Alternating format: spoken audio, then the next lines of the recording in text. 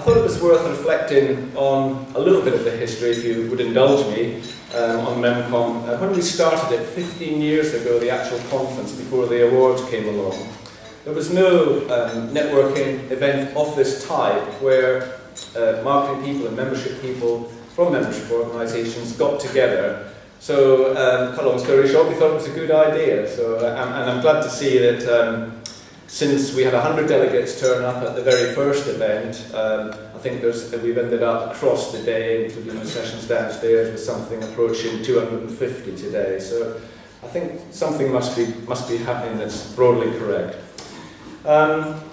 Just a few reflections on some statistics in 2000. In 2000, the UK population was 59 million, and today it's 64 million.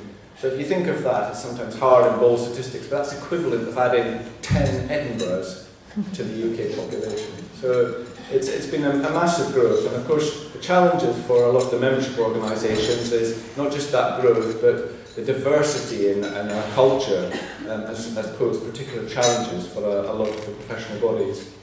Facebook was still 4 years away from launching. It seems unbelievable, it seems to be ever present. In 2008, 100 million users, and now it's close to 1.5 billion. Just staggering. LinkedIn was a little bit before Facebook, but it was still 3 years after the first MemCom.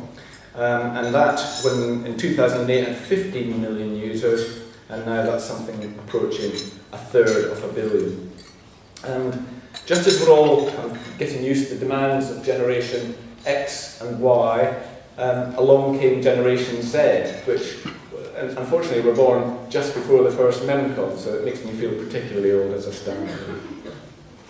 I looked back on some old agendas, and I thought it's good to reflect perhaps on 10 years ago and what sort of things we were debating at this conference.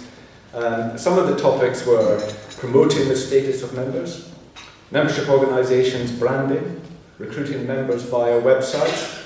So some familiar issues were things we face today, which it made me think actually, have we moved on as much as we perhaps hoped we had? But the challenges of member engagement and maintaining relevancy in your sectors has seen some amazing developments, and many of those were talked about today. And the sessions I was able to attend were quite an eye-opener in terms of how much you're doing to progress, maintain your relevancy and improve engagement. Under the main conference theme of engagement, we've had things like use of social media, microsites, advocacy schemes, content knowledge, digital transformation, CRM, and I think all these things have been kind of thoroughly examined today. The potential of having a member engagement score was discussed in the main strategy session for those that weren't in there. And I think it's something that could be very useful for benchmarking your performance, perhaps for setting targets for the future. And we're recognising the first main survey in this area. There's a putative survey done by Ashridge in 2013. This was a much more thorough one, and we're recognising the excellence engagement and in a new award today based on the results of that particular survey. Before I start the main MemCom marketing and membership awards, I'd like to focus on the new Leadership Award for professional bodies. And as you know, professional bodies work individually, collaboratively, setting standards, adding a huge amount to the UK economy, and a lot of them, and I was talking with Sean about this, that actually part of the remit of professional bodies is delivering to a social need. It's not about self-fulfilling members and what members' expectations are. It's actually what are you about, what are you doing for society. And we had an interesting chat over lunch on that. So today sees the launch of the Louis Armstrong Award for outstanding leadership of a UK professional body. And I'd like to, in a moment, invite Sean Tompkins, Chief Executive of RICS, to talk about this award, a special presentation linked to that award. RICS can trace, or excuse me, the abbreviation, RICS can trace its history back to 1792, when the Surveyors Club was formed. So I think Sean is well qualified to provide us with a longer term perspective than I've been able to do with MemCom. Sean, please welcome Sean to the stage.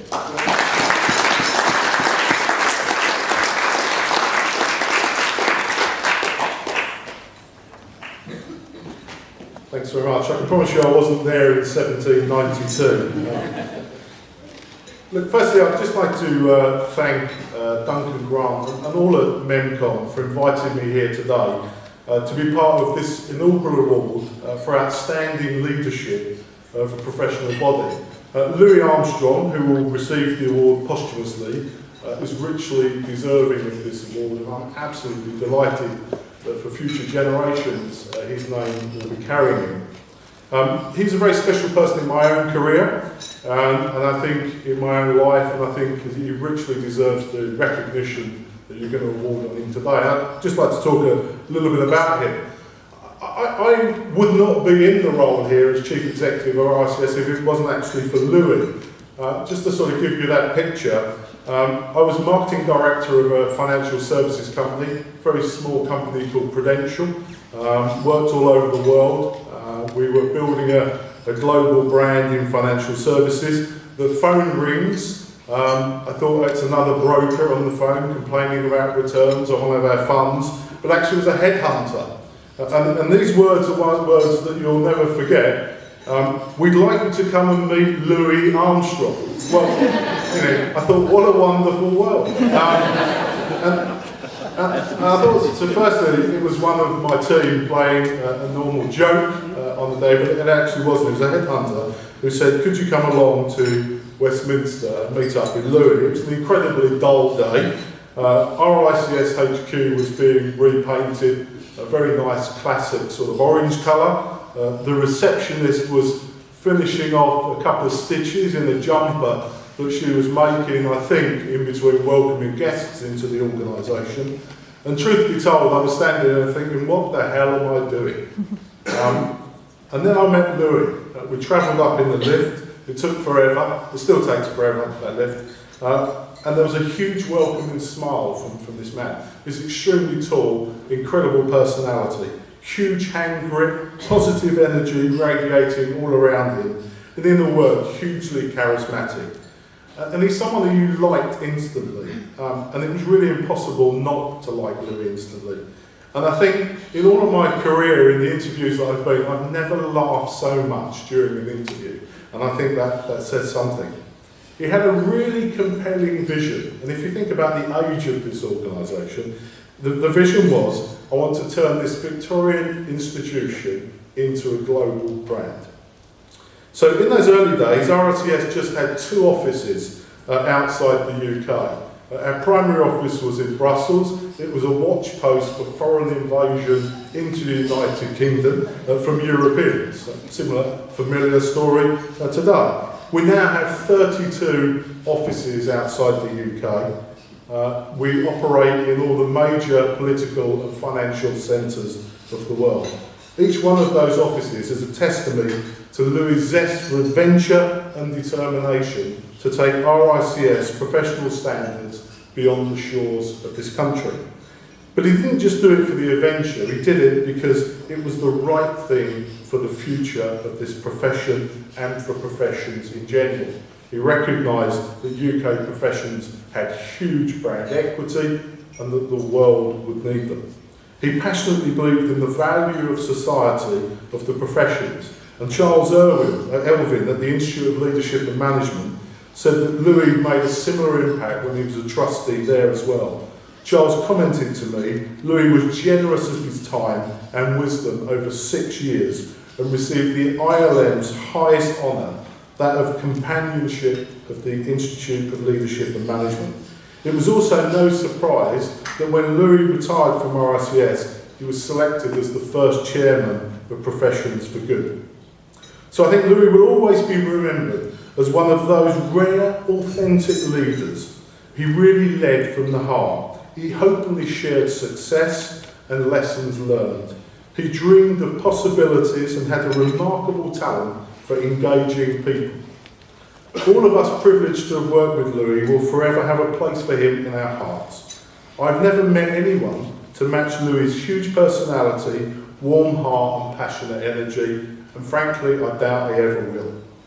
It's therefore a huge personal honour to present the inaugural Outstanding Leadership of a Professional Body Award to Louis Armstrong. Joining me to receive the award on his behalf are two people who I know are dearly special to him.